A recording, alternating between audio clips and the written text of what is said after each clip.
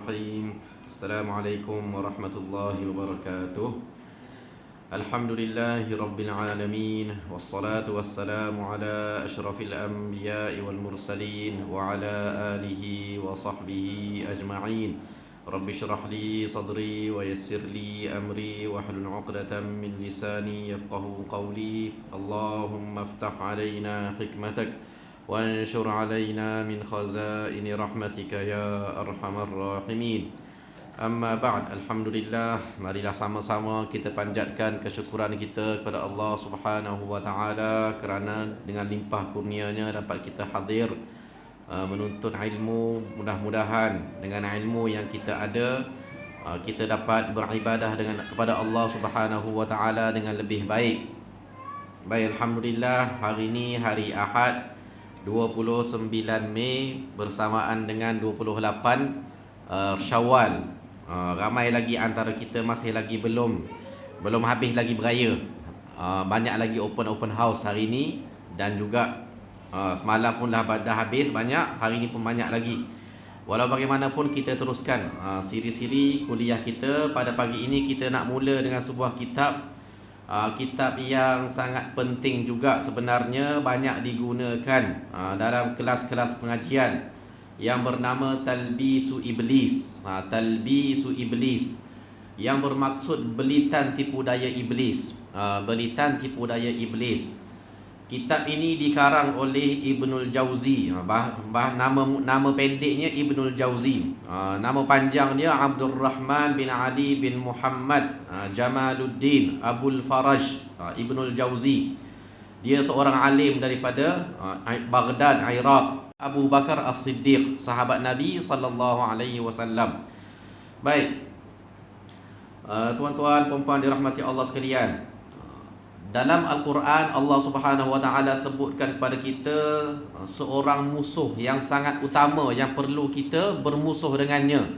Sebab Allah Subhanahu wa taala minta kita bermusuh. Mana kalau kita biasa baca Quran, kita disuruh supaya mengeratkan hubungan, menyambung silaturahim. Tapi ini ada dalam Al-Quran, Allah suruh kita ni bermusuh.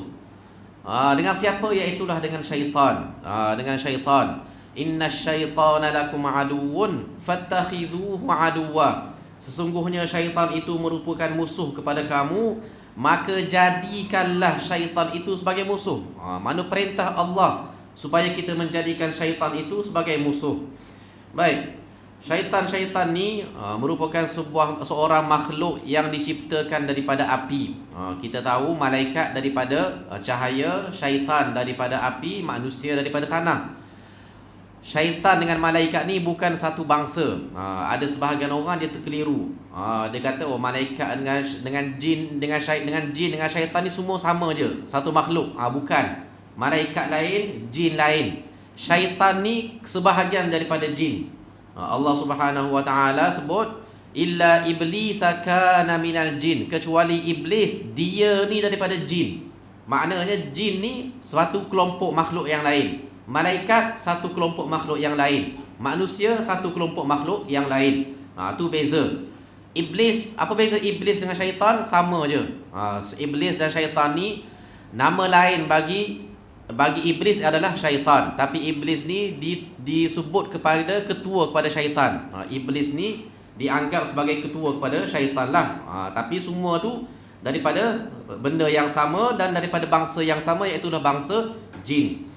Baik, syaitan ni kita biasa dah sebut. Syaitan ni maksudnya apa? Maksudnya syaitana ay tamarrada wa'ata. Mana dia ni memberontak. Maksudnya memberontak dan juga melampaui batas. Tu maksud syaitan. Ataupun dalam bahasa lain disebut syaitan ni daripada perkataan syatun.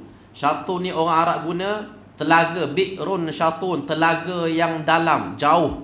Maksudnya apa? Jauh daripada rahmat Allah Subhanahu wa taala. Sebab tu dinamakan syaitan. Baik.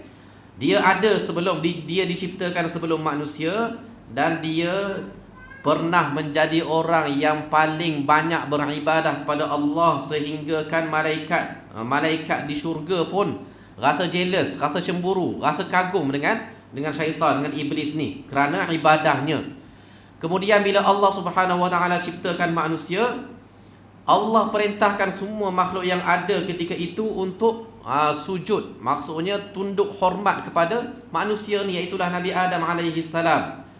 Jadi tuan-tuan, puan-puan, bayangkan seorang yang dia rasa dia ni ada kedudukan yang tinggi. Tiba-tiba datang orang baru. Orang baru ni pula disuruh orang yang dah lama ni supaya tunduk hormat. Macam mana agaknya perasaan kita. Jadi sebab itulah Ibnu Jauzi dalam kitabnya sebut ketakabburan syaitan itu, iblis itu kerana dua perkara. Syaitan ni jadi takabur, jadi bongkak, jadi sombong sebab dua perkara. Yang pertama apa? Yang pertama kerana dia melihat dari sudut fizikal Adam. Adam ni diciptakan daripada tanah, sedangkan aku diciptakan daripada api. Qala rabbi khalaqtani min narin wa khalaqtahu min tin. Dia sebut kepada Allah, wahai Tuhanku, kamu ciptakan aku daripada api, sedangkan kamu ciptakannya daripada tanah.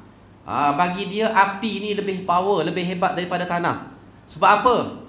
Sebab bagi dia api ni boleh membakar. Tanah boleh buat apa? Api ada fungsi dia, boleh bakar. Tanah boleh buat apa? Tu mana anggapan dia begitu. Dia tak tahu tanah tu boleh padamkan api. Tanah itulah yang memadamkan api. Baik.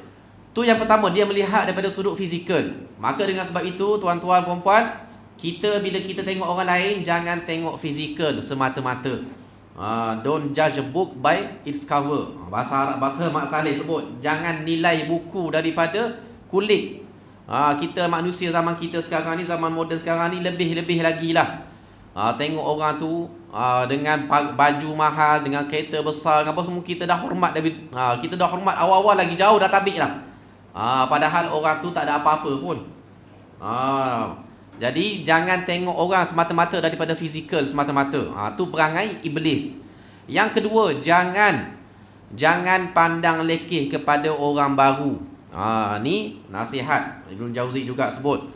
Kenapa iblis jadi sombong, jadi bongkak? Sebab dia pandang lekeh kepada orang baru. Ni makhluk baru. Aku makhluk lama dah diciptakan, dah lama beribadah kepada Allah. Tiba-tiba datang orang baru, aku pula nak kena hormat kat dia. Ni tuan-tuan, perangai ni banyak juga kita jumpa. Kalau kita pergi baru masuk kerja kan, baru masuk kerja, kita orang baru, tiba-tiba orang senior yang lama ni nak bully kita. Adalah, dia pandang lekeh kepada kita. Kalau dulu sekolah kalau budak-budak dah baru masuk darjah 1, baru masuk tingkatan 1, senior ni minta hormat sikit, respect sikit senior. Betul lah, kena respect, kena hormat. Tapi dalam masa yang sama, iblis dia tak sedar yang bagi arahan tu siapa? Allah Subhanahu wa taala. Bukan orang lain yang bagi arahan supaya sujud hormat tu. Yang bagi arahan tu ialah Allah Subhanahu wa taala. Maka dia selaku makhluk kena patuh, kena tunduk. Tapi dia bongkak, dia sombong, takabur sebab dia lupa kepada Allah. Dia tengok kepada zahir, Adam ni pada tanah. Yang kedua, dia orang baru. Buat apa aku nak sujud hormat kepada dia? Tu dua perkara. Baik, tuan-tuan, puan-puan dirahmati Allah sekalian, itu pengenalan berkenaan dengan syaitan dan juga iblis. Baik, yang kedua, pengenalan tentang biografi penulis kitab ini, iaitu Ibnul Jauzi rahimahullah. Dia ni lahir pada tahun 510 Hijriah. Kita sekarang berada pada tahun 1443 Hijriah. Dia ni lahir 510 Hijriah. Lama dah. Dekat 900 tahun. 900 tahun lepas. Dia lahir, dia meninggal pada tahun 597 Hijriah. Lahir dekat Baghdad, Iraq. Dia ni menulis kitab ini. Dia ni dalam pada banyak-banyak tulisan dia ni antara tulisan dia. Kalau nak kira dia punya biografi, dia ada 250 buah kitab. Banyak ni, 250 buah kitab. Ni kita baru nak belajar satu je. Dia digelar sebagai Ibnul Jauzi kerana ada pokok jauz dekat tengah-tengah rumah dia. Disebut oleh pakar-pakar sejarah lah. Kemungkinan besar dia digelar Al-Jauzi, Ibnul Jauzi, anak kepada pokok jauz. Sebab di Baghdad, Iraq ketika itu disebut rumah dia lah satu-satunya ada tanam pokok tersebut. Pokok jauz ni pokok apa, Ustaz? Pistachio. Pokok apa? Almond, kacang almond yang keras tu. Yang keras tu pokok tu, pokok jauz. Dalam bahasa Arab disebut jauz. Dan dia ni digelar Ibnul Jauzi, anak kepada pokok jauz tu, pokok kacang, kacang almond tu. Baik. Ayah dia ni seorang peniaga tembaga dekat Baghdad, dekat Iraq. Ayah dia meninggal ketika usianya 3 tahun. Dia ni membesar sebagai anak yatim, tapi membesar dalam sebuah keluarga kaya, hartawan, jutawan. Jadi dengan sebab itu dia ada banyak masa mentelaah kitab. Dia tak perlu sibuk mencari rezeki. Bapa dia tinggalkan dia dengan harta yang banyak, harta warisan yang banyak. Dengan sebab itu dia hidup dengan senang, dan dia boleh membaca buku, boleh menghabiskan usianya dengan menuntut ilmu. Bahkan dia ni terbiasa hidup mewah.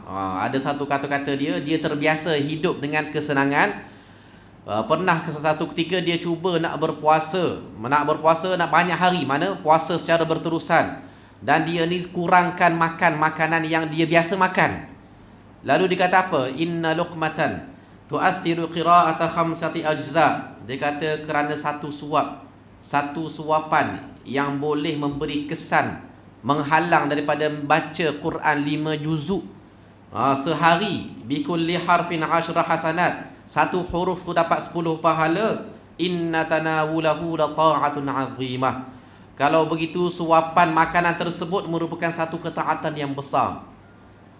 Kalau kerana satu suapan yang biasa dia makan, tapi kerana tak dapat makan benda tu, dia jadi badan dia tak larat, lemah, menghalangnya daripada baca Quran 5 juzuk sehari. Dia baca Quran 5 juzuk sehari, tuan-tuan. Kita nak baca 1 juzuk sehari pun tak larat. 1 juzuk ni 20 muka surat. 5 juzuk ni 100 muka surat sehari baca. Dia kata oleh kerana dia tak makan, dia cuba mujahadah, tak makan benda-benda yang dia suka, menyebabkan dia tak larat nak baca 5 juzuk. Kalau beginilah dia kata, sesungguhnya makan benda tu menjadi satu ketaatan pula bagi dia. Dapat pahala ketaatan pula kalau dapat makan benda-benda yang dia suka tu. Baik. Tu kata-kata dia. Sebab dia biasa hidup dengan kesenangan. Baik. Dan dia ni oleh kerana dia ni seorang yang sukakan ilmu, mencintai ilmu, dia ni disebut dalam sejarah dia tak keluar jumpa orang kecuali seminggu sekali je.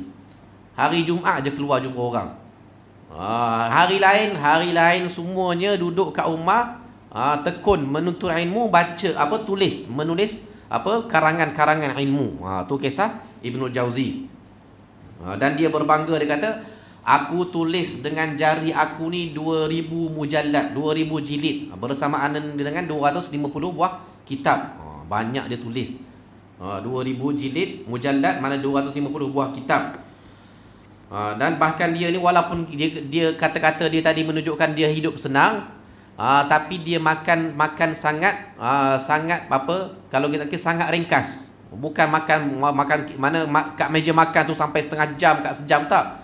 Dia makan sampai kalau disebut dia makan satu suapan, dia minum air, ataupun dia ambil roti, dia cicah air, dia makan terus. Sebab apa dia cicah air? Sebab nak lembutkan roti, sebab nak cepat kunyah. Kalau roti ni biasa kita, kalau roti negara Arab, kalau biasa tuan-tuan pergi roti negara Arab ni, roti dia kasar, besar tu, nak mana liat sikit. Bukan macam roti gardenia kita ni. Roti tu memang kasar, liat. Jadi dia cicah air, celup dalam air, makan. Sebab nak cepatkan masa makan tu. Sebab nak tulis ilmu.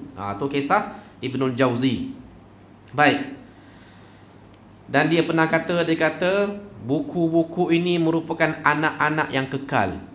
Dia kata kalau anak-anak yang biasa kita ni, ada anak ni anak yang tak kekal, tapi buku-buku ni anak yang kekal. Anak yang kekal pahalanya sampai ke akhirat, berterusan. Bayangkan tuan-tuan dan puan, 900 tahun lepas tulis kitab.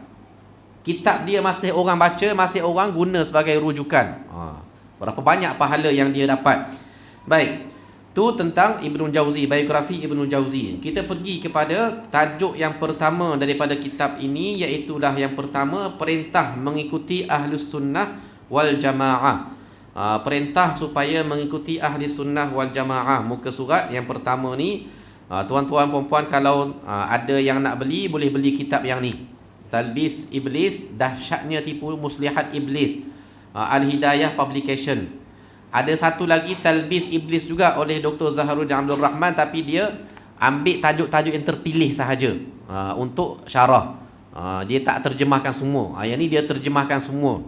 Tapi kekurangan dia terjemah tu bahasa tu banyak sikit ada ambil bahasa Indonesia. Tapi apa pun, kalau nak baca kitab tu semua sekali, yang ni lah kitab ni. Al-Hidayah, terbitan Al-Hidayah Publication ni, Talbis Iblis. Dia terjemahkan. Baik. Bab 1, perintah mengikuti ahli sunnah wal jamaah. Daripada Umar bin Khattab radhiyallahu anhu, beliau berucap di hadapan orang-orang, lalu dia pun berkata, Rasulullah sallallahu alaihi wasallam pernah berdiri di hadapan kami lalu bersabda, man arada minkum buhbuhatal jannah falyalzamil jamaah fa inna asyaitana ma'al wahid wa huwa minal ithnaini ab'ad. Yang bermaksud, sesiapa yang nak menghendaki taman syurga, buhbuhah. Buhbuhah ni maksudnya wasatus syai', mana pertengahan sesuatu. Mana pertengahan sesuatu maksud benda yang paling berharga dalam sesuatu tersebut. Mana kalau syurga tu tengah-tengah syurga. Tengah-tengah taman syurga. Jadi Rasulullah sebut siapa-siapa yang nak duduk tengah-tengah taman syurga ni, berada di tengah-tengah taman syurga ini, maka hendaklah dia melazimi jemaah, mengikuti jemaah. Fa inna syaitana ma'al wahid, sesungguhnya syaitan itu bersama seorang. Wa huwa minal ithnaini ab'ad, dan dia bersama dua orang itu jauh. Dia lebih suka dengan seorang. Mana kalau kita berseorangan, syaitan mudah datang, merosakkan kita, menggoda kita. Berbanding kalau kita berdua. Kalau kita lebih ramai, lebih bagus. Maka bab yang pertama ni Ibn Jauzi nak cerita kat kita, kita kena usaha untuk sentiasa berjamaah, berada dalam kumpulan. Kalau kita tengok hadis Nabi sendiri sebut pada para sahabat baginda, kalau nak bermusafir tu biar 3 orang, sekurang-kurangnya 3 orang. Kalau nak bermusafir, elakkan bermusafir seorang-seorang. Tu nasihat Nabi kepada sahabat baginda. Sekurang-kurangnya bila kita berjemaah, bermusafir seorang boleh jadi imam, yang 2 orang lagi boleh jadi makmum. Kalau kita musafir seorang-seorang, memang tak berjemaah lah kita. Tu dalam soal sembahyang. Baik. Dalam soal berjemaah ni tuan-tuan puan-puan, kalau kita, ustaz, peninglah ustaz nak ikut jemaah mana? Pening nak ikut jemaah mana ni? Macam mana? Ni tuan-tuan puan-puan, tak payah fikir nak ikut jemaah mana. Jemaah yang paling dekat dengan rumah kita ni ialah jemaah masjid, jemaah surau. Ikut yang tu dulu. Tak perlu nak sibuk nak fikir nak masuk NGO mana, parti mana, jemaah mana. Itu biar dulu. Yang pertama ni, jemaah kat masjid kat surau tu kita ikut ke tak dulu? Tu yang paling utama dulu. Baik. Man ahabba minkum an yanala buhbuhatal jannah falyalzamil jamaah fa inna syaitana ma'al wahid wa huwa minal ithnaini ab'ad. Ni sama juga hadis yang sama. Bahkan Rasulullah SAW larang kita ni tuan-tuan puan-puan daripada kalau lelaki, daripada berdua-duaan dengan perempuan. Apa syaitan akan buat? Apa Rasulullah sebut? La yakhluwanna rajulun bimra'atin illa kana thalithuhuma syaitan. Ni Rasulullah pesan. Tidak berkhalwat, tidak berdua-duaan seorang lelaki dengan seorang wanita kecuali yang ketiga adalah syaitan. Maka kena duduk ramai-ramai, jangan duduk seorang-seorang, duduk berdua-duaan dengan lain jantina pula. Jangan, elakkan daripada buat perkara tersebut. Kalau kita, ustaz, saya kat pejabat, macam mana ustaz? Kat pejabat biarlah kawasan yang terang, bercahaya, berlampu, pintu terbuka. Sekarang ni pun pejabat-pejabat moden ni dah banyak dah. Guna dinding, tak guna dinding macam ni lah, guna dinding berkaca. Nampak apa yang, mana walaupun kita duduk kerja 2 orang dalam bilik tu, tapi orang luar boleh nampak. Tetap tak masalah. Boleh mengelakkan fitnah daripada duduk berdua-duaan tempat yang tertutup, orang pun tak nampak apa yang kita buat dekat dalam. Tu lagi bahaya. Bahkan dalam hadis yang lain, ada sahabat Nabi mengadu pada Nabi, inna na'kulu wala nashba', wahai Rasulullah, kami ni makan tapi kami tak kenyang. Makan tapi tak kenyang. Mengadu pada Nabi. Lalu Nabi SAW jawab, fala'allakum ta'kuluna mutafarriqin. Boleh jadi kamu ni makan seorang-seorang tak? Boleh jadi tak kamu ni makan berpecah-pecah seorang-seorang? Lalu berkata, ya, kami makan sendiri-sendiri. Lalu Rasulullah SAW sebut kepada mereka, fajtami'u ala ta'amikum, berkumpullah kamu untuk makanan kamu. Mana berkumpullah kamu untuk makan. Mana jangan makan seorang-seorang, jangan makan sendiri-sendiri. Kalau boleh makan berjemaah, makan berjemaah. Wadhkuru smallahi alaih, dan sebutlah nama Allah pada makanan tersebut. Yubarak lakum fih, diberkati untuk kamu pada makanan tersebut. Makan pun kena berjemaah kalau dapat. Ni kalau ibu-ibu, bapa-bapa, kalau kat rumah kena buat satu adat. Makan, bila tak waktu makan, panggil semua anak-anak. Makan sekali dengan isteri, sekali dengan anak-anak. Jangan bapa makan seorang, mak makan seorang, anak makan seorang-seorang. Pandai-pandailah, korang pandai-pandailah. Ayah sibuk, mak sibuk, pandai makan seorang. Makan seorang tu lah, tu yang menjadikan satu bentuk hubungan keluarga tu jadi kurang. Jadi tak ada. Masing-masing mak ayah makan sendiri-sendiri, anak makan sendiri-sendiri. Akhirnya hubungan renggang. Akhirnya rumah tangga porak-peranda. Ni Rasulullah sebut diberkati bagi orang yang makan beramai-ramai. Makan dengan jumlah yang ramai, fajtami'u ala ta'amikum, dan sebut nama Allah, wadhkuru smallahi alaih. Ni yang pertama. Mana kena berjemaah dalam segenap urusan kita. Bahkan kalau kita tengok kisah Nabi Ibrahim AS, dia takkan makan kecuali dia akan ajak orang, teman dia makan. Makan sekali dengan dia. Baik. Kemudian Rasulullah SAW sebut dalam satu hadis, diriwayatkan dari Usamah bin Syarik, dia berkata, ni saya tak baca satu-satu, saya ambil poin-poin yang utama lah. Kalau baca satu-satu mungkin lambat habis lah. Ambil poin-poin utama. Rasulullah SAW bersabda, yadullahi alal jamaah, tangan Allah ini berserta dengan jemaah. Pertolongan Allah ini berserta jemaah. Fa idza syadzasyadzu minhum ikhtatafathu syayatin, kalaulah salah seorang di antara mereka menyendiri, maka syaitan-syaitan akan menyambarnya. Kama yahtatifu dhi'bu syata minal ghanam, sebagaimana serigala yang menyambar seekor domba, seekor kambing yang keluar daripada kumpulannya. Serigala ni, Rasulullah bagi perumpamaan, syaitan ni umpama serigala. Mana kalau serigala ni dia perhati je, tengok kambing, kelompok kambing, dia tak pergi serang lagi. Dia nampak seekor je kambing keluar daripada kumpulan, yang tu lah dia yang dia terkam. Begitu juga dengan syaitan. Selagi mana kita berjemaah, hidup dalam berukun tetangga berjemaah, insya-Allah syaitan tak akan dapat ganggu, tak akan dapat kacau.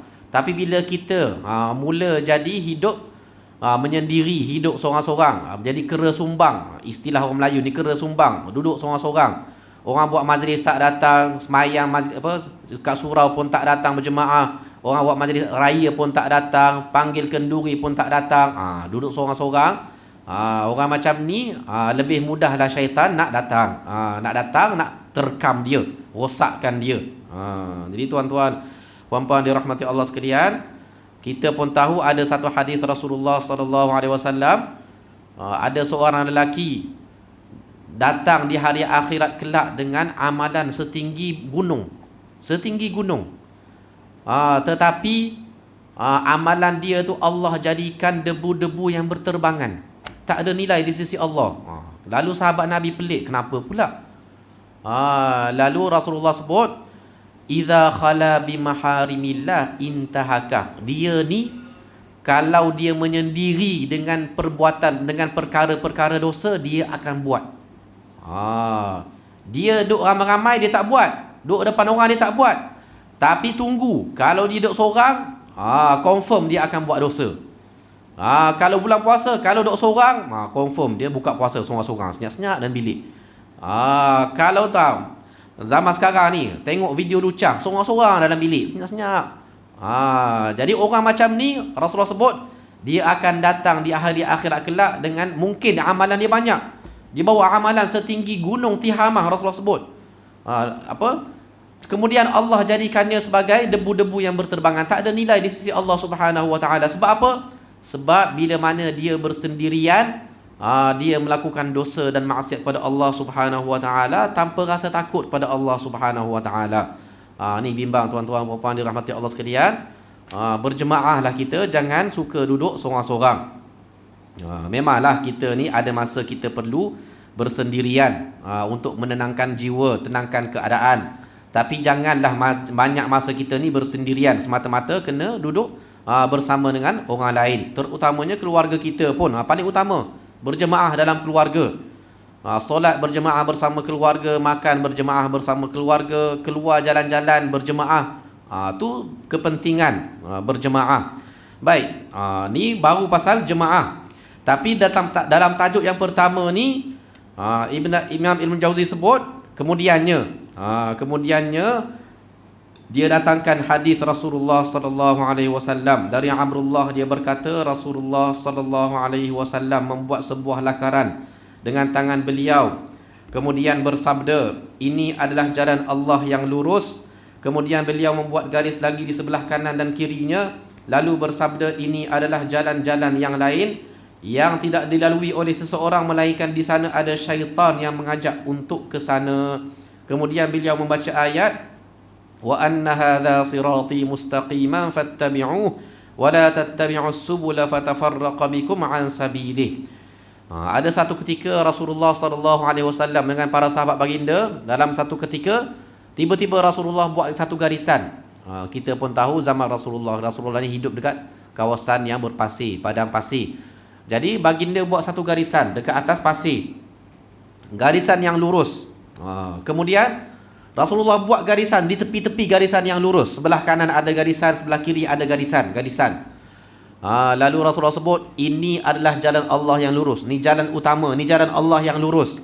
Dan di sebelah-sebelah ni adalah jalan-jalan yang di setiap jalan tersebut ada syaitan yang menunggunya. Mana kalau kita ikut jalan-jalan yang lencongan-lencongan tersebut, exit tersebut tu, ada syaitan-syaitan yang akan menunggu kita, yang akan menyesatkan kita. Maka janganlah ikut jalan-jalan tersebut. Lalu Rasulullah bacakan ayat dalam Al-Quran. Allah Subhanahu wa taala sebut, wa anna hadza sirati mustaqima. Dan sesungguhnya bahawa ini adalah jalanku yang lurus. Allah bagi tahu, wa anna hadza sirati mustaqima. Ini adalah jalanku yang lurus. Fattabi'uh, maka ikutilah dia. Wala tattabi'us subul, jangan kamu ikut jalan-jalan yang lain. Jalan menuju Allah ni satu. Rasulullah sebagai penunjuk jalan, maka kena ikut jalan tersebut. Jangan kita rasa pandai-pandai kita nak ikut jalan-jalan yang lain. Tak apalah, aku dapat mimpi, ada macam ni. Jangan, kita ni dah lah tak ada ilmu, bimbang-bimbang, sebab duduk sorang-sorang tu lah syaitan datang mengganggu kita. Sebagaimana berlaku kepada seorang ahli tasawuf nama Al-Jili. Dia ni satu ketika dia pernah bercerita, dia kata satu malam ketika mana aku bersendirian, tiba-tiba aku didatangi oleh satu cahaya. Cahaya ni pula dia kata ada satu singgah sana pula atas cahaya, bawah tu ada singgah sana, ada arash. Kemudian ada cahaya di atas tu. Kemudian dia berkata kepada aku, ana rabbuk, aku Tuhan kamu. Hari ini ahlaltu laka, aku menghalalkan kepada kamu semua apa yang aku haramkan kepada hamba-hambaku yang lain. Kata macam tu. Tiba-tiba dia kata apa? Tiba-tiba aku pun sebut a'udzubillahi minasyaitonirrajim. Lalu benda tu tiba-tiba hilang. Benda tu tiba-tiba hilang. Kemudian keluar suara, macam mana kamu tahu aku syaitan? Lalu Al-Jili kata, aku tahu melalui 3 perkara. Yang pertamanya kamu sebut aku Tuhanku, aku Tuhan kamu. Kalau Allah dia akan sebut Anallah. Kalau kamu sebut Anallah, nescaya kamu akan dihancurkan oleh Allah Subhanahu wa taala. Sebab tu kamu tak berani sebut Anallah, kamu sebut Ana Rabbuk, aku Tuhan kamu. Itu yang pertama. Yang kedua, aku tahu kerana Allah ni maha besar, maha agung. Takkanlah singgah sana cahaya tu datang duduk dalam bilik gelap aku kecil ni. Singgah sana Allah tu maha besar. Mana Allah maha besar, maha agung. Takkanlah tiba-tiba duduk dalam bilik kecil macam aku ni, tiba-tiba bagi tahu aku Tuhan kamu. Tu yang kedua. Yang ketiga, kamu sebut kepada aku halalkan kepada kamu semua perkara yang kau haramkan kepada orang lain. Sedangkan Nabi pun tak boleh melakukan perkara yang haram. Takkanlah aku ni manusia biasa ni, aku boleh melakukan perkara yang haram. Dengan sebab 3 perkara ni aku tahu kamu ni penipu, pembohong, syaitan. Tu kata-kata Al-Jili. Ni tuan-tuan perempuan dirahmati Allah sekalian. Ni dia duduk seorang-seorang. Dia ni tak apalah ulama, ada ilmu. Bayangkan kita duduk seorang-seorang, kena pula macam tu, datang pula macam tu. Dah mulalah esok keluar pergi mengaku kat orang, aku nabi, aku rasul. Kat Malaysia ni macam tu lah berlaku. Rasul Qahar. Kes Rasul Qahar tu, mengaku nabi, mengaku rasul. Bila dah kena tangkap, bila dah kena dakwa, saya letak jawatan sebagai rasul, sebagai nabi. Letak jawatan pula. Tu yang Tuhan Harun. Mengaku Tuhan. Tengok kesesatan-kesesatan yang dibawa. Tapi yang peliknya tuan-tuan perempuan, ada pengikut. Masalah tu. Tuan-tuan perempuan yang belajar ni mungkin tak terpengaruh. Sebab ada ilmu. Tapi masalahnya orang-orang macam ni yang kita nampak, Rasul boleh mengaku sebagai Rasul, Rasul Qahar, itu Tuhan Harun, mengaku Tuhan. Boleh ada pengikut yang percaya pula. Kita fikir, macam mana dah boleh percaya orang macam ni? Tapi nak cerita tu, ke ilmu tak ada. Ilmu tak ada, malas belajar. Malas belajar, mudahlah terikut dengan ajaran-ajaran sesat yang dibawa oleh orang yang entah apa-apa. Baik, tu nak cerita yang tadi ikut jalan Allah Subhanahu wa taala. Jalan tersebut ditunjukkan oleh Nabi sallallahu alaihi wasallam. Lalu dari Abu Hammam As-Sukuni, dia berkata, aku diberitahu ayahku, katanya aku pernah mendengar Sufyan berkata, suatu perkataan tidak akan diterima kecuali disertai perbuatan. Perkataan dan perbuatan tidak menjadi lurus kecuali disertai dengan niat. Perkataan, perbuatan dan niat tidak menjadi lurus kecuali sesuai dengan as-sunnah.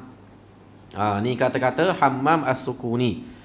Kita baca dulu kata-kata ni. Nanti kita nak cerita kenapa kata-kata ni boleh Ibnu Jauzi datangkan kat sini, apa kaitannya dengan jemaah. Baik. Dia kata aku diberitahu oleh ayahku. Dia kata aku pernah mendengar Sufyan Ats-Tsauri, seorang ulama besar pada zaman dia, berkata satu perkataan yang kita nak sebut-sebut ni tidak akan diterima, mana tak ada nilai, tak ada pahala, kecuali disertai dengan perbuatan. Kecuali kalau ada perbuatan yang kita lakukan dengan perkataan tersebut.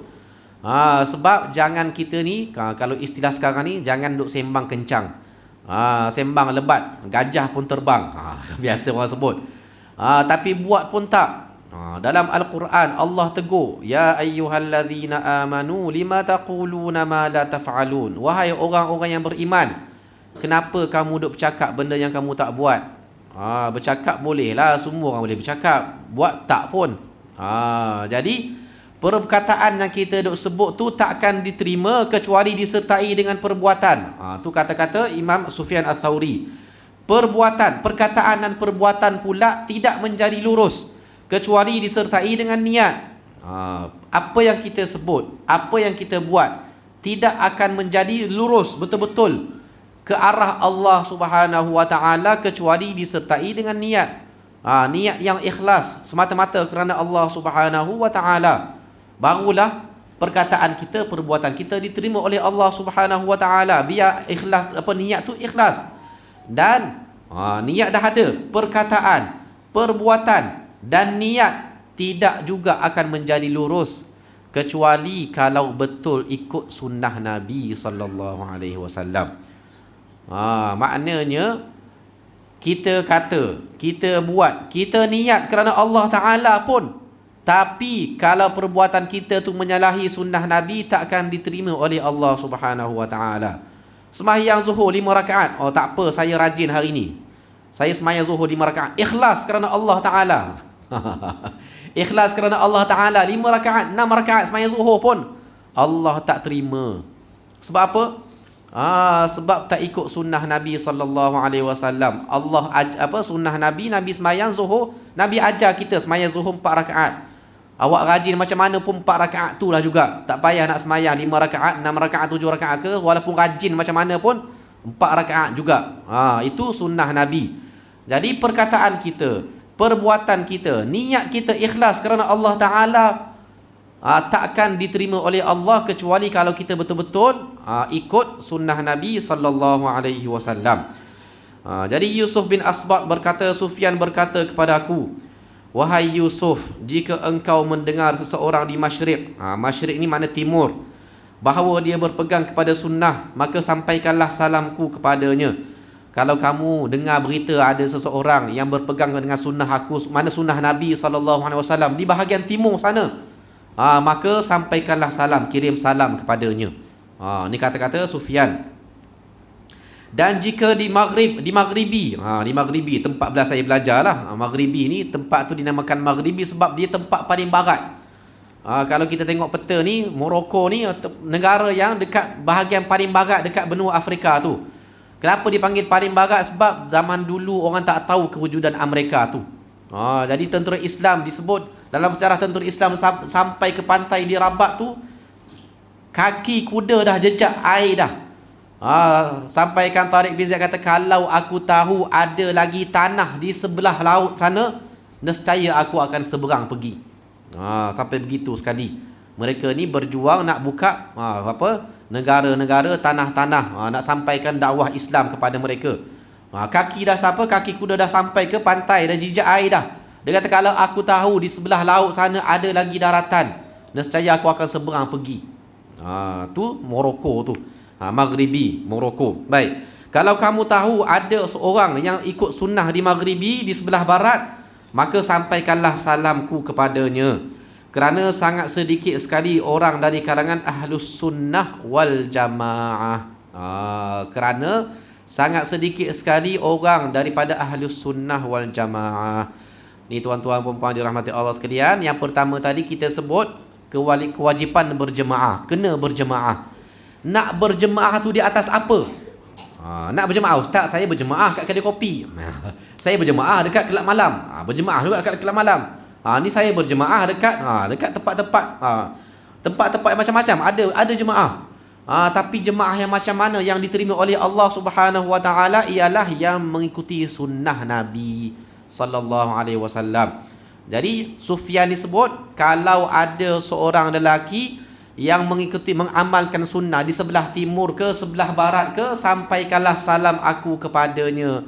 Kerana sangat sedikit sekali orang kita zaman kita ni ahli sunnah wal jamaah. Tuan-tuan puan-puan dirahmati Allah sekalian. Begitulah kata-kata Sufyan Ats-Tsauri.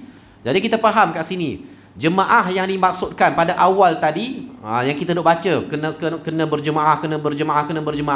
Apa jemaah yang dimaksudkan ialah jemaah yang mengikuti sunnah Nabi sallallahu alaihi wasallam, iaitulah ahli sunnah wal jamaah. Kena faham kat situ. Dan tuan-tuan puan-puan dirahmati Allah sekalian, sunnah Nabi yang paling utama ialah berjemaah di masjid dan surau.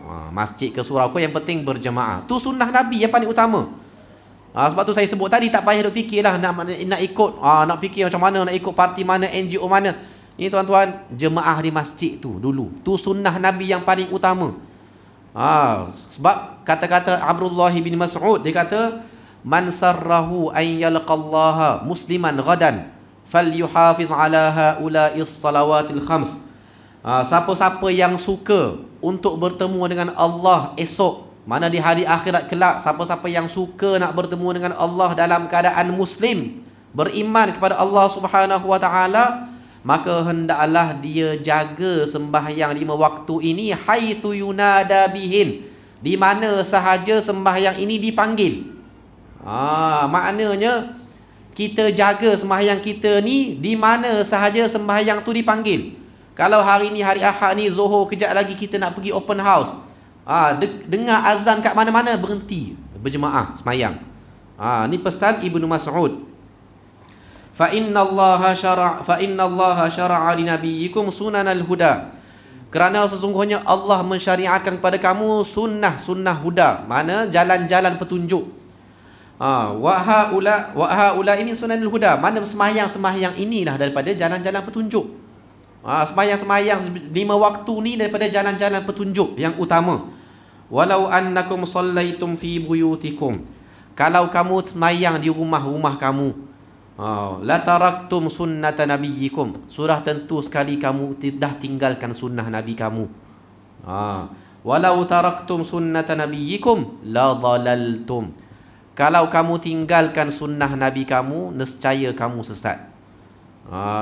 Jadi Ibnu Mas'ud pesan pada kita, kalau siapa-siapa nak jumpa dengan Allah esok dalam keadaan muslim, beriman kepada Allah, maka hendaklah dia jaga sembahyang 5 waktu ini di mana sahaja sembahyang tersebut berkumandang, dipanggil. Kalau kamu sembahyang dekat rumah kamu, kamu dah tinggalkan sunnah Nabi kamu. Kalau kamu tinggalkan sunnah Nabi kamu, maka kamu sesat. Tu kata-kata Ibnu Mas'ud. Sebab itulah saya sebut tadi, jemaah yang paling utama nak kena jaga, jemaah sembahyang di masjid. Itu yang paling utama. Sebab itulah sunnah Nabi yang paling utama. Ibn Jauzi sebut, mana jemaah yang diterima oleh Allah ialah jemaah yang ikut sunnah Nabi. Sunnah Nabi yang paling utama ialah jemaah di masjid. Tu yang paling utama. Kemudian seterusnya, berjuang pada jalan Allah Subhanahu Wa Taala tu, itu jemaah yang seterusnya lah, kena pilih lah. Mana jemaah yang nak betul-betul memperjuangkan memperjuangkan agama Allah Subhanahu Wa Taala, maka kita kena ikut jemaah tersebut. Sebab bila ada sahabat Nabi tanya Nabi, ada orang dia berjuang untuk tunjuk dia berani, ada orang dia berjuang untuk jaga nama, ada orang yang berjuang untuk pelbagai niat. Lalu mereka tanya Nabi, ayyuhum fi sabilillah, yang mana antara mereka ni pada jalan Allah, yang mana antara mereka ni berjuang pada jalan Allah. Lalu Rasulullah jawab dengan jawapan yang ringkas, man jahada litakuna kalimatallahi hiyal ulya fahuwa fi sabilillah. Siapa-siapa yang berjuang untuk menjadikan kalimah Allah itu yang tertinggi, maka dialah pada jalan Allah. Tu je. Siapa-siapa yang berjuang nak menjadikan agama Allah, kalimah Allah di tempat yang tinggi, tu perjuangan dia nak menjadikan agama Allah ni di tempat yang paling tinggi, maka dialah yang pada jalan Allah. Dialah orang yang fi sabilillah. Jadi sebelum fi sabilillah yang tu, fi sabilillah dulu datang masjid ni. Datang surau tu fi sabilillah dulu. Baik. Dia juga berkata, sesungguhnya di antara kebahagiaan orang Arab dan bukan Arab ialah jika Allah mempertemukannya dengan ulama dari Ahlus Sunnah. Antara kebahagiaan, Sufyan Ats-Tsauri dikata, antara kebahagiaan orang Arab dan juga bukan orang Arab, mana tak kira siapa-siapa pun, kebahagiaan ialah jumpa ulama daripada Ahlus Sunnah wal Jamaah. Itu satu kebahagiaan dah. Tu kata-kata beliau. Baik. Dari Ibnu Syawzab, dia berkata, aku pernah mendengar Yusuf bin Asbat berkata, ayahku adalah seorang pengikut aliran Qadariyah, sedangkan bapa saudaraku pengikut golongan Rafidah. Lalu Allah selamatkan aku melalui Sufyan. Ni tuan-tuan perempuan dirahmati Allah sekalian, Yusuf bin Asbat ni seorang ulama besar. Dia antara benda yang orang simpan daripada kata-kata dia ialah, pernah satu ketika dia pergi ke pasar. Oleh kerana dia ulama, jadi pekedai tu bagi barang tu, bagi harga murah kat dia. Lalu dia marah kepada orang tu. Dia kata apa? Aku beli dengan harta aku bukan beli dengan agama aku. Dia marah orang tu bagi diskaun kat dia sebab dia ni orang beragama, orang alim. Dia tak nak. Kalau nak bagi diskaun sebab benda lain tak apa, jangan bagi diskaun sebab agama, tak nak. Tu kata-kata Yusuf bin Asbat. Dia kata, aku boleh beli dengan harta aku, boleh beli, tak payah nak bagi diskaun sebab agama. Tak payah. Tu kata-kata Yusuf bin Asbat. Ni Yusuf bin Asbat ni sebut, aku ni membesar, ayahku ni daripada golongan Qadariyah, bapa saudara aku pula daripada golongan Rafidah.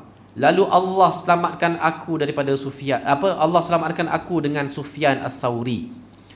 Siapa golongan Qadariyah?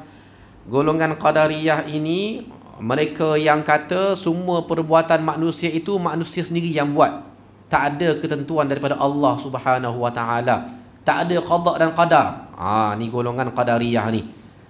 Sampai begitu sekali. Mana akidah mereka ni sesat. Dia kata apa yang sahaja yang dibuat oleh manusia itu semua pilihan manusia itu sendiri, tak ada keputusan daripada Allah Subhanahu Wa Taala, bukan ketentuan Allah. Tidak ada qada dan qadar. Tu geng-geng Qadariyah. Baik. Golongan Rafidah ni golongan Syiah 12 imam tu. Zaman dulu mereka dipanggil Rafidah. Zaman sekarang ni kita kenal mereka dengan Syiah Imamiyah. Syiah imam 12 imam tu. Mereka dulu kenapa mereka dipanggil Rafidah? Rafidah ni yang tolak. Kenapa mereka dipanggil golongan yang menolak? Sebab mereka ni menolak pemerintahan 3 sahabat Nabi tu, Abu Bakar, Umar dan juga Uthman. Kemudian mereka beriktikad tidak sempurna iman kecuali kena percaya beriman kepada imam-imam mereka ni. Iman kita ni tak sempurna kecuali kena beriman dengan imam 12 ni. Satu hal lagi mereka kata imam-imam mereka yang 12 ni maksum, terpelihara daripada sebarang dosa. Dah sampai mana mereka angkat imam-imam mereka ni, pemimpin-pemimpin mereka ini ke paras pangkat seperti Nabi. Kena beriman dengan mereka, kena beriman bahawa mereka ni maksum. Tu golongan Syiah Rafidah.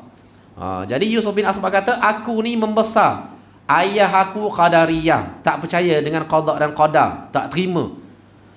Bapa saudara aku ni pula Syiah Rafidah.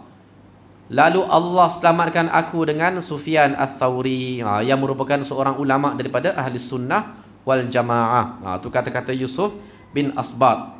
Tuan-tuan puan-puan dirahmati Allah sekalian, kena ikut ahli sunnah wal jamaah.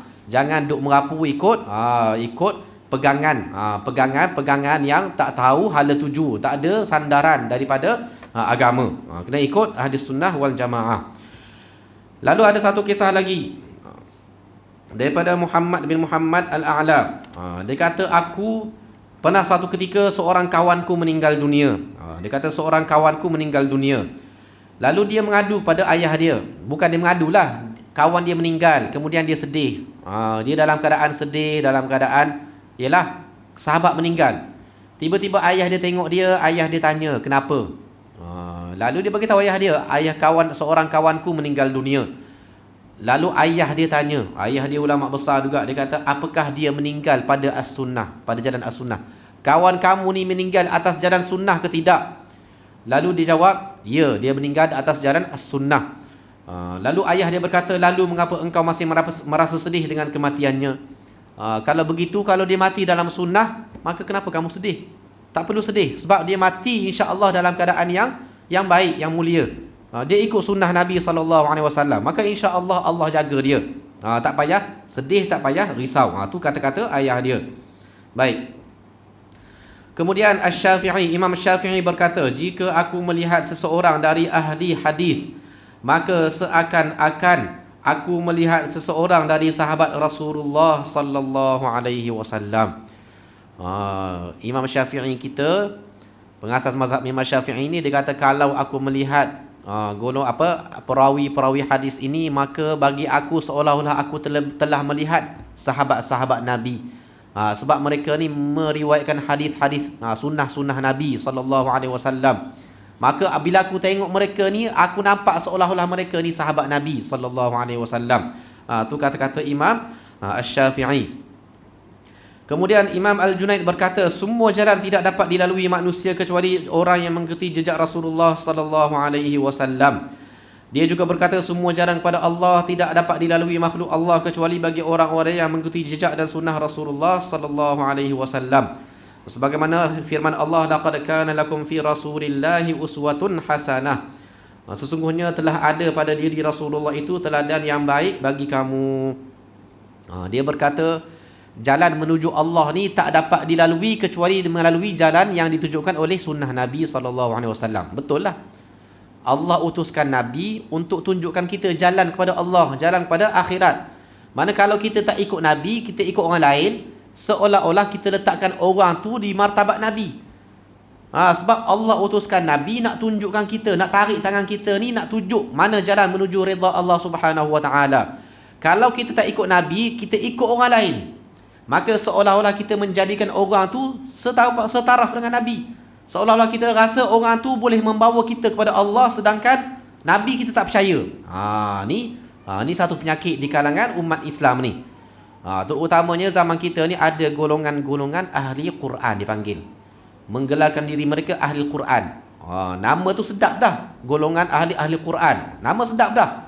Tapi rupa-rupanya bila kita pergi mendekati mereka, rupanya kami percaya dengan Quran je. Sunnah Nabi, hadis Nabi kami tak percaya. Kami terima Quran je. Sunnah Nabi kami tak percaya, Quran je. Tengok. Sedangkan Allah Subhanahu Wa Taala sebut, wa ati'ullah wa ati'ur rasul. Taatlah kamu kepada Allah, taatlah kamu kepada Rasul. Sesiapa yang qul in kuntum tuhibbunallaha fattabi'uni. Katakanlah wahai Muhammad kepada mereka, kalau kamu betul-betul cintakan Allah, maka hendaklah kamu ikut aku. Mana ikut Nabi Muhammad. Tiba-tiba ada orang zaman kita sekarang ni kata kami ikut Quran je. Sunnah Nabi, hadis Nabi kami tak pakai, Quran je. Ni masalah golongan Quranik ni. Jadi tuan-tuan puan-puan dirahmati Allah sekalian, kalau orang macam ni, tanya dia balik, kalau begitu awak semayang pakai semayang macam mana? Sebab semayang 5 waktu ni siapa yang ajar? Nabi yang ajar. Dalam Quran tak sebut pun. Dalam Quran tak cerita pun subuh berapa rakaat, zuhur berapa rakaat, isyak berapa rakaat. Tak ada sebut pun dalam Al-Quran. Dalam Al-Quran sebut wa aqimus solah, dan dirikanlah solat. So kamu semayang 5 waktu ni kamu ikut siapa? Kalau tak nak ikut Nabi lah. Kata kami tak semayang ikut 5 waktu, kami semayang 2 kali je sehari. Memang confirm totally sesat. Ni golongan-golongan yang kita nampak macam best, macam seronok dah. Kami terima Al-Quran, kami beriman, percaya dengan Al-Quran, tapi kami tak beriman dengan Nabi. Sedangkan rukun iman kena ada 6 perkara. Beriman kepada Allah, beriman kepada malaikat, beriman dengan kitab, beriman dengan para rasul, para nabi. Kena ada. Lepas tu beriman dengan Al-Quran, beriman dengan qada dan qadar. Baik. Itu sedikit sebanyak perkara-perkara berkenaan dengan kelaziman, keperluan mengikuti sunnah Nabi SAW, keperluan mengikuti jemaah, dan jemaah itu mestilah berasaskan sunnah Nabi SAW. Itulah yang dimaksudkan sebagai ahli sunnah wal jamaah. Ini tajuk yang pertama pada dalam kitab ini, ringkasannya. Baik, tajuk yang kedua, celaan terhadap bid'ah dan ahli bid'ah. Ada 10 minit, 15 minit lagi. Kita baca sedikit tajuk yang kedua ini, celaan terhadap bid'ah dan juga ahli bid'ah. Disebutkan dalam As-Sahihain dari Aisyah radhiyallahu anha, dia berkata Rasulullah sallallahu alaihi wasallam bersabda, man ahdatha fi amrina ma laysa fihi fahuwa rad. Sesiapa yang mengada-adakan sesuatu yang baru dalam agama kami, dalam urusan kami, yang bukan termasuk darinya, maka ia tertolak. Kita dah belajar tadi, kita kena ikut sunnah Nabi, berjemaah di atas sunnah Nabi sallallahu alaihi wasallam. Tajuk yang kedua ini Ibnu Jauzi sebut kena mana celaan terhadap ahli bid'ah dan juga bid'ah. Maknanya ada orang dia dah bagus dah, berjemaah bagus dah, tapi dia buat bid'ah. Dia ikut sunnah Nabi, dia berjemaah, tapi dia buat bid'ah juga. Jadi Ibnu Jauzi cerita dicelaan, mana celaan terhadap bid'ah dan ahli bid'ah. Hadis Nabi, siapa-siapa yang mengada-adakan sesuatu yang baru dalam urusan kami, maka yang bukan termasuk darinya, maka ia tertolak. Baik, ni masalah bid'ah ni masalah sensitif juga. Ada orang dia semudah-mudahnya menghukum dia bid'ah, sesat. Ada orang mana sebahagian lain kita anggap bid'ah ini ada 2 jenis. Imam Syafi'i sebut al-bid'atu bid'atan. Imam Syafi'i sebut bid'ah tu dua jenis. Bid'atun mahmudah wa bid'atun mazmumah. Bid'ah yang terpuji, bid'ah yang tercela. Maknanya bukan semua bid'ah tu tercela. Bukan semua bid'ah tu terpuji juga, betul. Mana bid'ah tu 2 jenis. Ada bid'ah yang terpuji, ada bid'ah yang tercela. Fama wafaqas sunnah fahuwa bid'atun mahmudah. Apa yang selari dengan sunnah Nabi, maka itu bid'ah yang terpuji. Apa yang tak selari dengan sunnah Nabi, maka itulah bid'ah yang terkeji, tercela. Tu kata Imam Syafi'i. Maka kat sini kita faham bid'ah tu bukan semua sesat, bukan semuanya tak baik. Ada bid'ah yang elok, ada bid'ah yang buruk. Baik. Macam mana kita nak tahu bid'ah tu elok ke buruk? Tu kata Imam Syafi'i tadi. Kalau selari dengan sunnah, maka mahmud, itu terpuji. Apa yang tak selari dengan sunnah, maka itulah bid'ah yang tercela. Baik. Saya bagi contohlah kat tuan-tuan dan puan dirahmati Allah sekalian. Ni kisah sahabat saya sendiri. Dia pergi umrah. Dia orang Arab lah, orang Morocco. Dia pergi umrah. Kebetulan dia pergi umrah di Mekah tu, dia tak ada kawan. Dia pergi seorang-seorang. dia join travel, satu travel ni, jumpalah dalam apa jemaah travel tu ada seorang pak cik kebetulan sekampung dengan dia. Jadi dia berkawan dengan pak cik ni masa umrah. Masa umrah berkawan dengan pak cik ni, duduklah pergi semayang bersama, balik bersama. Jadi hari Jumaat dapat 2 kali Jumaat dekat sana. Dia cerita dia pergi semayang Jumaat dengan pak cik ni, dia duduk sebelah pak cik ni.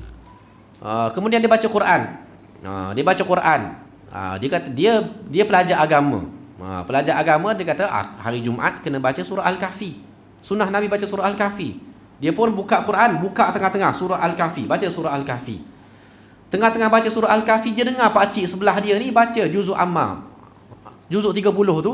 Bermula pada amma yatasaalun, bismillahirrahmanirrahim, amma yatasaalun 'anil naba'il 'azim. Pak cik tu baca juzuk 30 tu je. Sampai habis, sampai qul a'udzu birabbin nas, sampai tunggu nak sembahyang Jumaat. Dia baca Al-Kahfi lah, Al-Kahfi panjang juga Al-Kahfi pun. Dia pun tak apalah, ikutlah pak cik nak baca apa pun. Yang penting saya baca surah Al-Kahfi, ini yang mengikuti sunnah Nabi. Jumaat yang kedua, dia pergi balik. Pergi dengan pak cik tu juga, berkawan dengan pak cik tu, pergi sembahyang Jumaat dengan pak cik tu, duduklah sebelah pak cik tu sambil-sambil tunggu masuk waktu azan, buka Quran, baca. Dia baca surah Al-Kahfi, sama surah yang sama. Tiba-tiba dia dengar pak cik tu baca juzuk Amma lagi, juzuk 30. Maka tiba-tiba dia pun tergerak hati. Pak cik ni agaknya jahil ni, tak tahu ni. Sunnah Nabi ni kena baca Al-Kahfi hari Jumaat. Dia pun tegurlah pak cik, hari kita ni hari Jumaat, sunnah Nabi kena baca surah Al-Kahfi. Ada hadis Nabi suruh kita ni baca surah Al-Kahfi hari Jumaat. Saya ni dah 2 kali Jumaat dah dengan pak cik. 2 kali Jumaat ni saya dengar pak cik ni baca juzuk 30 je, amma yatasaalun. Kenapa? Lalu pak cik tu jawab, nak, pak cik ni khatam Quran seminggu sekali. Lepas Jumaat pak cik mula baca Al-Fatihah, Al-Baqarah. Sebelum Jumaat akan datang, pak cik pastikan pak cik khatam 30 juzuk. Sebab itulah sebelum Jumaat tu nak dengar pak cik ni baca amma yatasaalun juzuk 30. Terkejut dia, sentak dia. Memanglah surah Al-Kahfi tu sunnah, tapi baca Quran 30 juzuk seminggu sekali tu bukan bid'ah. Jangan pula tu bid'ah, pak cik ni buat bid'ah. Apa ni baca juzuk 30 hari Jumaat ni bid'ah? Bukan bid'ah. Itu selari dengan ajaran Nabi SAW juga. Sebab tu saya nak cerita kat tuan-tuan perempuan, jangan mudah-mudah kita ni menghukum orang, dia bid'ah, sesat. Ni sunnah Nabi, yang ni je sunnah Nabi, yang lain tu semua sesat. Bukan macam tu. Sebab zaman kita sekarang ni ada orang, dia mudah-mudah je. Ni sunnah Nabi, yang lain semua sesat. Kita buat qiyamul lail berjemaah, Nabi tak buat qiyamul lail berjemaah, sesat. Tak bolehlah macam tu. Walaupun Nabi tak qiyamul lail berjemaah, menjadi rutin Nabi qiyamul lail berjemaah pun, tapi ada sandarannya, ada mana selari dengan sunnah Nabi. Nabi memang anjurkan kita ni semayang berjemaah juga. Jadi kita nak ajak ahli keluarga kita, nak ajak masyarakat kita, biasakan diri dengan qiyamul lail, kita buat berjemaah. Walaupun Nabi tak buat begitu, tapi kita buat. Bukan kata benda tu bid'ah. Walaupun benda tu bukan jelas nampak sunnah, tapi benda tu bukan bid'ah. Jangan mudah-mudah. Sebab tu saya sebut, jangan mudah-mudah. Zaman sekarang ni kita jumpa orang yang dia ialah ilmu tak dalam, mudah-mudah nak hukum orang bid'ah, sesat. Jadi itulah yang kita jumpa pada hari ini. Baik, jadi tajuk yang kedua ni, bab yang kedua ni, mencela, tercelaan terhadap bid'ah dan juga ahli bid'ah. Bid'ah apa yang kita maksudkan? Bid'ah yang tak menepati sunnah Nabi, yang tidak ada sandaran. Kalau Profesor Dr. Faruk Hamadah, guru saya dulu di Morocco, dia kata tak ada asal daripada agama, itu baru bid'ah. Kalau ada asal, tak bid'ah. Dia punya ayat, laisa lahu aslun fid din, tidak ada asas sandaran dalam agama, itu baru bid'ah. Selagi mana ada asas sandaran dalam agama, itu bukan bid'ah. Nabi lepas mayang contohnya, Nabi tak kuatkan bacaan zikir, tiba-tiba kita lepas mayang kita kuatkan bacaan zikir, bid'ah? Bukan. Ada asas dalam agama. Mengajar, menguatkan untuk tujuan mengajar. Dan Nabi pun ada ketikanya sahabat mendengar Nabi berzikir. Maknanya kalau sahabat Nabi tak dengar Nabi berzikir, macam mana sahabat nak riwayatkan zikir-zikir Nabi lepas mayang? Jadi ada ketikanya Jadi benda tu ada asas, ada asal. Jadi jangan sewenang-wenang kata bid'ah, sesat. Jangan mudah-mudah begitu. Baik. Lalu ada seorang berkata, wahai Rasul, ada suatu hari Abdul Rahman bin Amr As-Sulami bin Hajar berkata, kami mendatangi Al-Irbad. Tu kat situ salah. Siapa-siapa yang ada kitab tu, Al-Irbad bin Sariyah. Dia tulis kat situ Al-Arbad. Salah tu. Seseorang yang termasuk mereka yang diturunkan ayat wala 'alal ladzina idza ma atauka litahmilahum qulta la ajidu ma ahmilukum 'alaihi tawallaw a'yunuhum tafidhu minad dam'. Ni Al-Irbad bin Sariyah ni adalah seorang sahabat Nabi yang merupakan orang yang miskin, orang yang tak berkemampuan. Satu hari dalam peristiwa perang Tabuk, persiapan Nabi nak pergi perang Tabuk, ada beberapa orang yang tak berkemampuan, termasuk Al-Irbad bin Sariyah ni pergi jumpa Nabi, wahai Rasulullah, izinkan kami untuk menyertai perang bersama dengan kamu. Masalahnya pada perang Tabuk ni tunggangan tu tak cukup. Jadi mereka yang tak ada tunggangan, sebab nak pergi jauh, Tabuk ni jauh. Kalau tak ada tunggangan, Nabi tak benarkan pergi. Sebab dah lah jauh, lepas tu musim panas pula. Jadi termasuklah Al-Irbad bin Sariyah, dia tak ada tunggangan. Tak dapat nak pergi, maka dia pun berpaling dalam keadaan bercucuran air mata, menangis. Tak dapat nak pergi berperang. Kalau kita mungkin hura-hurai dah, tak dapat pergi berperang. Dia ni menangis, tak dapat pergi berperang. Lalu kami jumpa dia, kami ucapkan salam kepadanya. Ni tabi'in lah ni, cerita ni. Kami hendak menemuimu, kami berkata kepadanya, kami nak bertemu dengan kamu, wahai Irbad, supaya kami dapat mengambil pengajaran daripada kamu. Maka Irbad berkata, Irbad pun ceritalah satu hari Rasulullah SAW solat subuh bersama dengan kami. Kemudian beliau menghadap ke arah kami. Mana lepas mayang subuh, ni antara sunnah Nabi, bila kita lepas mayang, kita ubah kedudukan. Imam tu kena ubah kedudukan. Lepas kita astaghfirullah, la ilaha illallah wahdahu la syarikalah, Allahumma ajirna minan nar, Allahumma antas salam, ubahlah kedudukan. Sikit pun tak apalah, asalkan kedudukan tu berubah. Kalau nak menghadap jemaah pun lagi bagus, sebab Nabi sendiri pun pernah berubah kedudukan sampai menghadap jemaah. Menghadap jemaah, Nabi, ada ketikanya Nabi tanya jemaah, ada tak yang mimpi semalam? Mimpi-mimpi yang yang berlaku semalam. Ada ketikanya Nabi kemudian beliau menghadap ke arah kami dan memberikan nasihat yang amat mendalam, sehingga banyak mata yang menitiskan air mata di nasihat tersebut, dan hati pun bergetar kerananya. Lalu ada seseorang berkata kepada Nabi, wahai Rasulullah, sepertinya engkau memberikan nasihat penutup. Mana seolah-olah Nabi berucap pagi tu, bagi nasihat pagi tu, seolah-olah satu nasihat penutup dah. Seolah-olah nasihat perpisahan daripada Nabi SAW. Sebab begitu sekali sahabat ingat. Lalu apa yang hendak engkau sampaikan kepada kami? Mana kamu nak pesan apa kepada kami, wahai Rasulullah? Mana kamu bercakap hari ini seolah-olah satu nasihat penutup, satu nasihat perpisahan. Kamu nak pesan apa kepada kami? Lalu Rasulullah bersabda, usikum bitaqwallah, aku wasiatkan kepada kamu supaya bertakwa kepada Allah. Itu yang pertama. Was-sam'i wat-ta'ah, dan dengar dan patuh. Wasiat yang kedua, kamu dengar dan kamu patuh kepada pemimpin kamu. Wa in kana 'abdan habasyian, sekalipun dia ni seorang hamba kulit hitam, hamba Habsyah. Kalaulah hamba kulit hitam ni, hamba Habsyah ni jadi pemimpin kamu, dengar dan patuh. Fa innahu may ya'ish ba'di fa sayara ikhtilafan katsira. Sesungguhnya sesiapa yang hidup selepas aku, mana selepas ketiadaanku nanti, siapa yang hidup selepas aku mati nanti, maka dia akan melihat pertentangan yang banyak, perselisihan, pertentangan, perbezaan pandangan yang banyak dia akan jumpa. Fa'alaikum bisunnati wa sunnatil khulafa'ir rasyidin, maka hendaklah kamu berpegang dengan sunnah aku dan sunnah khalifah rasyidin al-mahdiyyin selepas aku, min ba'di. Tamassaku biha wa 'addu 'alaiha bin nawajid, berpeganglah kepadanya dan gigitlah sunnah aku, sunnah khulafa ar-rasyidin ini dengan gigi geraham kamu. Mana pegang betul-betul, jangan lepas, dengan gigi pun gigilah. Wa iyyakum muhdatsatil umur, dan hati-hatilah, berwaspadalah kamu dengan perkara-perkara baru dalam agama. Fa inna kulla muhdatsatin bid'ah, maka sesungguhnya setiap perkara yang baru itu adalah bid'ah. wa kullu bid'atin dhalalah, dan setiap bid'ah itu adalah sesat. Ni yang hadis yang orang dok guna ni. Bid'ah, semua bid'ah sesat. Memanglah hadis Nabi sebut semua perkara yang baru, jauhilah perkara yang baru, kerana setiap perkara yang baru itu adalah bid'ah, dan setiap bid'ah itu adalah sesat. Tapi hadis awal yang kita baca tadi, ma laisa fihi, yang tidak ada pada agama ini, mana tidak ada asal sandaran, itulah yang disebut sebagai bid'ah yang sesat. Kalau ada asal sandaran, itu tak dikira bid'ah yang sesat.